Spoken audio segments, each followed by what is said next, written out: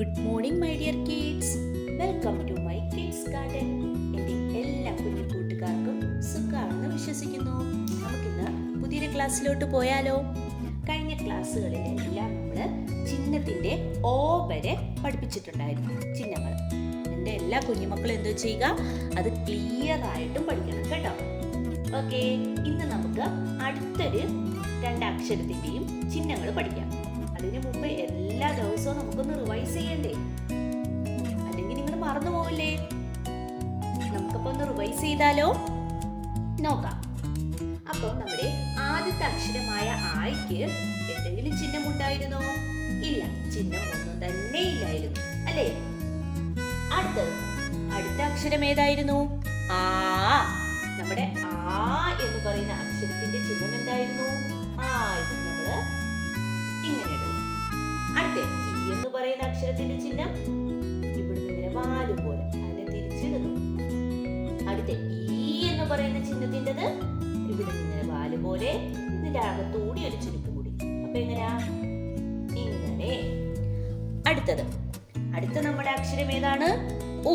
ഊവിന്റെ ചിഹ്നം എങ്ങനെയാ? ആ, ഈ ചിഹ്നത്തിനെ നമ്മൾ ഇവിടെ എഴുതുന്നു, എന്നിട്ട് ഈ വാലെടുത്ത് നമ്മള് ഇങ്ങനെ എഴുതുന്നു. കണ്ടില്ലേ? അടുത്ത ചിഹ്നം ഏതാണ്? ഊ. നമ്മുടെ ഊ എന്ന് പറയുമ്പോ എന്താ? ആ, നമ്മുടെ ഊവിന്റെ ചിഹ്നത്തിനെ എഴുതിയിട്ട് ആ വെളിയിൽ കൂടെ ഒരു പൂജ്യത്തിനെയും കൂടെ കൊടുക്കുമ്പോ ഊ എന്നാവും. പിന്നെ നമ്മൾ പഠിച്ച ഏതാണ്? ഗിറ്. ഗിറ് എങ്ങനെയായിരുന്നു? ആ, ഇവിടുന്ന് ഇങ്ങനെ എടുക്കും. ഇതാ ഇങ്ങനെ എടുത്തു, ഇതിനെ തിരിച്ചെഴുതുന്നു. നമ്മുടെ ഇറിന്റെ ചിഹ്നം കണ്ടില്ലേ? അടുത്ത ഏതായിരുന്നു? എ. എങ്ങനെയായിരുന്നു? ആ, ഇങ്ങനെ എടുത്തെഴുതും.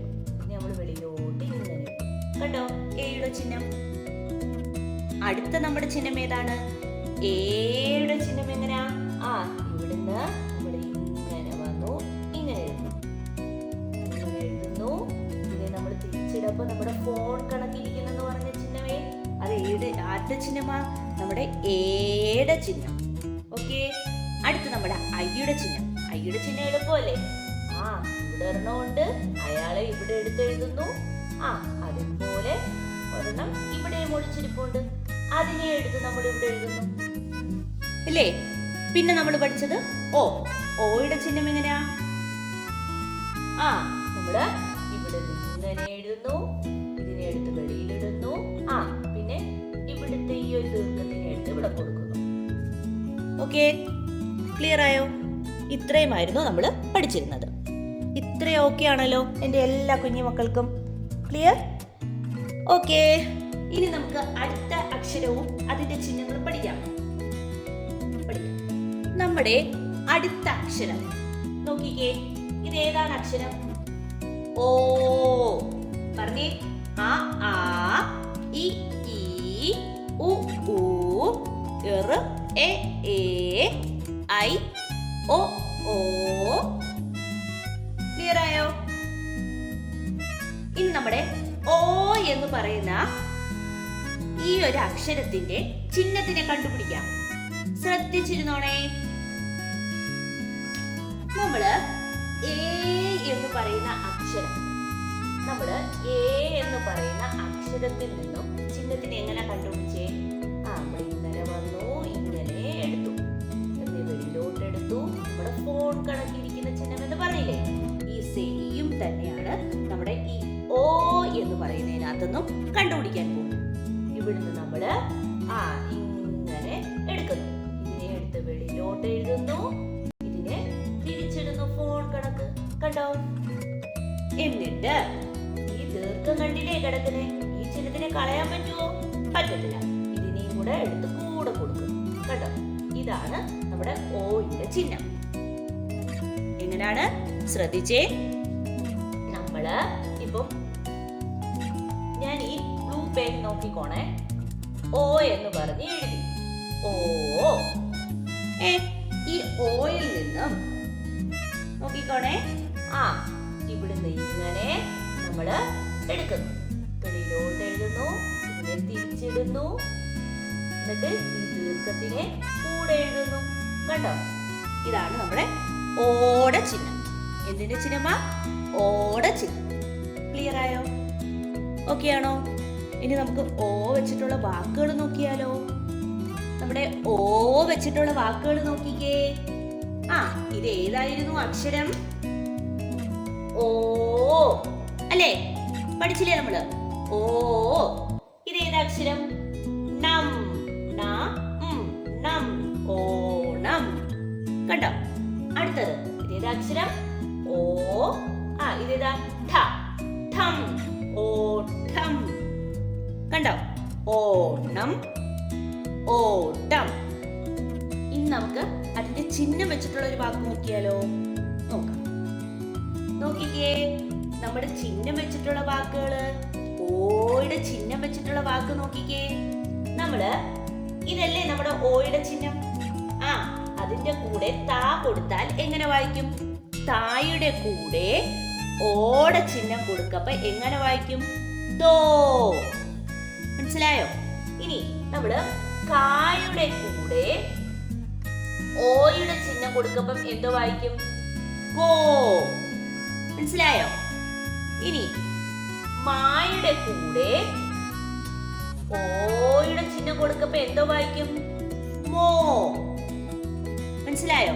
ഇങ്ങനെ വേണം വായിക്കാൻ. ക്ലിയർ ആയോ? അപ്പൊ നമ്മള് തായുടെ കൂടെ ഓടെ ചിഹ്നം കൊടുക്കപ്പം തോ. ഇതേതാ? ന. നായിക്ക് ഇത് ഈയുടെ ചിഹ്നം കൊടുക്കപ്പം നീ. തോണി. കണ്ടോ? അടുത്തത് ഇതേതാ അക്ഷരം? ക. കായുടെ കൂടെ ഓടെ ചിഹ്നം കൊടുക്കപ്പം കോ. കോ. ഇതേതാ അക്ഷരം? ഴ.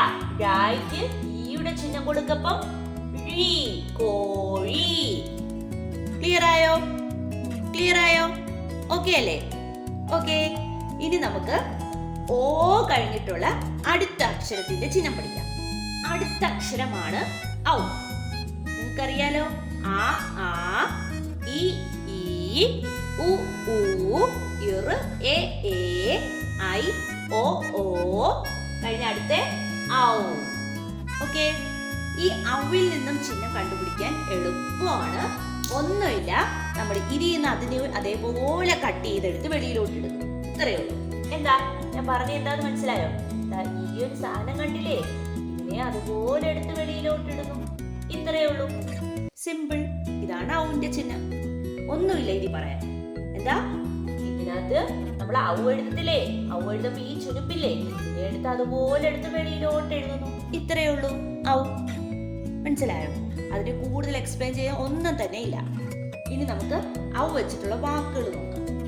ഔ വെച്ചിട്ടുള്ള വാക്ക് നോക്കിക്കേ. പറഞ്ഞേ, ഇത് ഏതാണ് അക്ഷരം? ഔ അല്ലേ? ഔ ഷധം. ഔഷധം. ഇതാണ് നമ്മുടെ മരുന്നിന് പറയുന്നേ ഔഷധം. മനസ്സിലായോ? ഔഷധം. ഇനി നമുക്ക് ഔയുടെ ചിഹ്നം വെച്ചിട്ടുള്ള നോക്കിക്കേ. കായുടെ കൂടെ ഔവിന്റെ ചിഹ്നം കൊടുത്താൽ എന്തോ വായിക്കും? കൗ അല്ലേ? കൗ. അതേ കണക്ക് തായുടെ കൂടെ ഔവിന്റെ ചിഹ്നം കൊടുക്കുമ്പോ എന്തോ വായിക്കും? തൗ. മനസ്സിലായോ? ഇനി മായുടെ കൂടെ ഔവിന്റെ ചിഹ്നം കൊടുക്കുമ്പോ എന്തോ വായിക്കും? മൗ. അങ്ങനെ ഓരോ അക്ഷരങ്ങൾ ഇട്ട് നോക്കണം. കൗ, മൗ, തൗ. അങ്ങനെ ഇട്ടിട്ട് നോക്കുക. ഇനി ഒരു വാക്ക് പറയാനാണെങ്കിൽ നമ്മൾ 1000 എന്ന് പറയത്തില്ലേ? ഈ 1000ത്തിന് ഇംഗ്ലീഷിൽ പറയുന്നത് എന്താ? 1000. അപ്പം കണ്ടോ? തൗ. കണ്ടോ? 1000. അപ്പൊ അതിന്റെ ആദ്യത്തെ അക്ഷരം വരുന്ന ഏതാ? തൗ. തൗ എന്ന് പറയുമ്പോ തായുടെ കൂടെ ഔന്റെ ചിഹ്നം കൊടുക്കുമ്പോ തൗ.